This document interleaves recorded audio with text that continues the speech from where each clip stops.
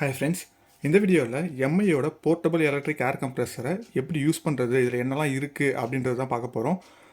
இது வந்து எவ்வளோ பார் வரைக்கும் அடிக்கும் அப்படின்றத செக் பண்ணி பார்த்துருவோம். வாங்க வீடியோக்குள்ளே போகலாம். ஃபஸ்ட்டு பார்த்தீங்கன்னா இதுதான் அந்த பாக்ஸு. இந்த பாக்ஸ் வந்து பார்த்தீங்கன்னா நல்லா காம்பாக்டாக தான் இருக்குது. ஸோ இது எப்படி இருக்குன்றதை ஓப்பன் பண்ணி பார்த்துருவோம்.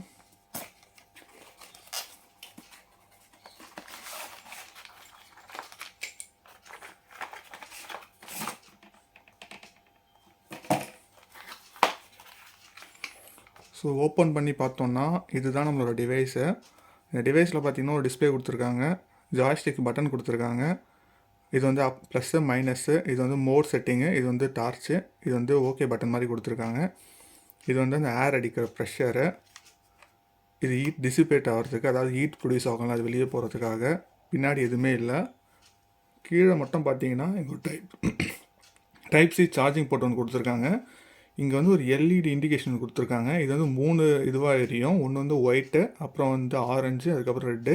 ஒயிட்டுனா சார்ஜ் வந்து ஃபுல்லாக இருக்குன்னு அர்த்தம், ஆரஞ்சுனா வந்து 50% வந்துடுச்சுன்னு அர்த்தம். மினிமமாக வர்றது பேட்டரி டவுன் ஆக போகுதுன்னா ரெட்டில் எரியும்.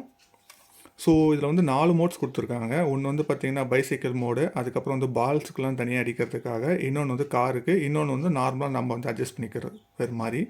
இதில் வந்து பார்த்திங்கன்னா 2000 mAh பேட்டரி கொடுத்துருக்காங்க. இது வந்து பார்த்திங்கன்னா டேரெக்டாக வந்து சார்ஜ் போட்டு தான் அடிக்கணும் இல்லை, இது இன்பில் பேட்டரி இருக்குது. அதுக்கப்புறம் டைப் சி சார்ஜிங் போட்டு சார்ஜ் போட்டுக்கலாம். டைப் சிக்கான கேபிளும் கொடுத்துட்டாங்க. பட் ஆனால் அடாப்டர் வந்து நம்மளது தான் யூஸ் பண்ணிக்கணும். அது இல்லாமல் வந்து நீடில் வால்ஸ் கொடுத்துருக்காங்க. எதுக்காகனா இப்போ பால்ஸு அதுக்கெலாம் வந்து அடிக்கணும்னா அதுக்கான வால்வ் இதில் கொடுத்துருக்காங்க. இப்போ இது எப்படி யூஸ் ஆகுது அப்படின்றத பார்ப்போம். ஃபஸ்ட்டு வந்து இந்த பின் இருக்குது பார்த்திங்களா, இதை வந்து ரிமூவ் பண்ணாலே இது வந்து ஆன் ஆகிடும். பார்த்திங்கன்னா தெரியும், ஆன் ஆகிடுச்சு. இப்போ பார்த்திங்கன்னா இங்கே ஆரஞ்சு எரியுது, அப்போனா 50% தான் சார்ஜ் இருக்குன்னு அர்த்தம். இப்போ பார்த்திங்கன்னா 0 செட் ஆகிடுச்சிங்களா. இப்போ வந்து இந்த இடத்துல ஒரு லைட் பட்டன் இருக்குது, இதை அழுத்தினா மேலே லைட் எரியுது. இது எதுனா நைட்டுக்கு நம்ம நைட்டில் யூஸ் பண்ணும்போது இது யூஸ்ஃபுல்லாக இருக்கும். ஸோ அழுத்தினா ஆஃப் ஆகிடுது. நெக்ஸ்ட்டு மோடு பார்ப்போம். இங்கே பாருங்கள், இது பைசைக்கிள் மோடு. நெக்ஸ்ட்டு வந்து பைக்கு, காரு, இது வந்து பால் மோடு. இது வந்து நம்ம டிஃபால்ட்டாக வந்து என்ன வேணுமோ அதுக்கேற்ற மாதிரி அட்ஜஸ்ட் பண்ணிக்கலாம். இது வந்து அட்ஜஸ்ட்மெண்ட் பட்டன், எவ்வளோ வேணுமோ அவ்வளோ அட்ஜஸ்ட் பண்ணிக்கலாம். சரி, இது எப்படி யூஸ் ஆகுது அப்படின்றத டேரெக்டாக செக் பண்ணி பார்த்துருவோம் வாங்க.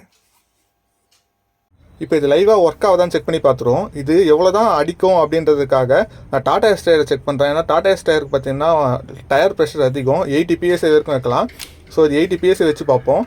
ஃபஸ்ட்டு வைக்கிறதுக்கு முன்னாடி நான் ஏற்கனவே சொன்ன மாதிரி அந்த எட்ஜஸில் அந்த பின்னை வந்து ஒரு வாட்டி அழுத்து விடணும். அப்படி அழுத்து விட்டிங்கன்னா உள்ளே இருக்க ஏர் வந்து வெளியே வந்துடும். அப்படி வந்துச்சுன்னா அந்த எட்ஜஸில் இருக்க டஸ்ட் வந்து வெளியே வந்துடும். இல்லைன்னு வச்சுக்கோங்க, டஸ்ட் வந்து உள்ளே போயிட்டு நிப்பில் வந்து அடைச்சிக்கும். ஸோ இப்போ நான் மாட்டி முடித்ததுக்கப்புறம் அது வந்து அதோடய ப்ரெஷரை காட்டும். ஃபஸ்ட்டு எடுத்தோடனே நான் டைட் பண்ணுறேன். டைட் பண்ணோடனே டயரில் எவ்வளோ ப்ரெஷர் இருக்குதுன்னு காட்டும். ஸோ பார்த்தீங்கன்னா 17 இருக்குது. ஆக்சுவலாக பார்த்தீங்கன்னா ஏற்கனவே இப்போ செக் பண்ணுறது தான். ஸோ அதனால் பார்த்தீங்கன்னா 17 இருக்குது. நான் அது கரெக்டாக தான் இருக்கான்னு செக் பண்ணி பார்க்குறேன். ஸோ நம்ம வந்து 80 வச்சு பார்ப்போம், 80 வச்சா எப்படி ஒர்க் ஆகுது அப்படின்ட்டு.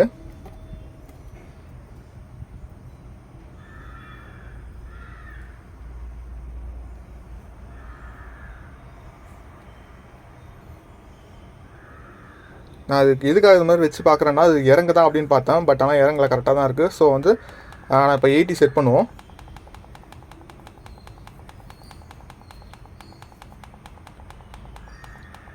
செட் பண்ணிவிட்டு சென்டர் பட்டன் அழுத்தணும்.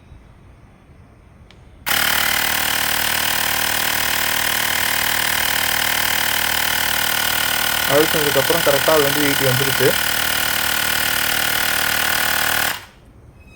அதே மாதிரி 80 வந்தோடனே ஆட்டோமேட்டிக்காக கட் ஆஃப் ஆகிடுது. லைட்டாக சவுண்ட் வருது, பட் ஆனால் சவுண்ட் வந்து அந்தளவுக்குலாம் இல்லை. இதுக்கப்புறம் நம்ம ரிமூவ் பண்ணிடலாம்.